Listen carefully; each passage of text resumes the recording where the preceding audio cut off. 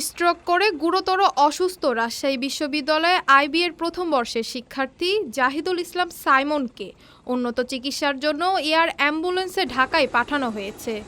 রোববার সকাল 10:30টার দিকে রাজশাহী মেডিকেল কলেজের হোস্টেল সংলগ্ন খেলার মাঠ থেকে তাকে ঢাকার উদ্দেশ্যে নেওয়া হয়। জানা গেছে, শনিবার রাতে ছাত্রাবাসে অবস্থানকালে হঠাৎ স্ট্রোক করেন সাইমন। পরে তাকে দ্রুত রাজশাহী মেডিকেল কলেজ হাসপাতালে ভর্তি করা হয়। সেখানে তার শারীরিক অবস্থার অবনতি হলে আইসিইউতে নেওয়া হয় তাকে।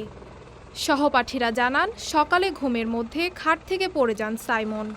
পরে তার শরীর শক্ত হয়ে গেলে দ্রুত হাসপাতালে নেওয়া হয়। চিকিৎসকদের পরামর্শে জানা যায় তিনি স্ট্রোকে আক্রান্ত হয়েছেন। সহপাঠীদের দাবি, এর আগেও 2বার স্ট্রোক করেছিলেন সাইমন। রামেক হাসপাতালে প্রয়োজনীয় চিকিৎসা ও অপারেশনের সুযোগ সীমিত থাকায় উন্নত চিকিৎসার জন্য তাকে ঢাকায় ন্যাশনাল ইনস্টিটিউট অব নিউরোসায়েন্সেস ও হাসপাতালে নেওয়ার সিদ্ধান্ত নেন বিশ্ববিদ্যালয় প্রশাসন। রাজশাহী বিশ্ববিদ্যালয়ের উপাচার্য অধ্যাপক ফরিদুল ইসলাম জানান, বিষয়টি জানার পরপরই শিক্ষার্থীর জন্য আইসিইউর ব্যবস্থা করা হয়। চিকিৎসকদের পরামর্শ অনুযায়ী দ্রুত ঢাকায় নেওয়ার প্রয়োজন হওয়ায় সড়কপথের ঝুঁকি এড়াতে এয়ার অ্যাম্বুলেন্সের ব্যবস্থা করা হয়েছে। সাইমনের দ্রুত সুস্থতার জন্য বিশ্ববিদ্যালয়ের শিক্ষক-শিক্ষার্থী সহ সবার কাছে দোয়া চেয়েছেন উপাচার্য। Sadia Tabassum, daily citizen voice.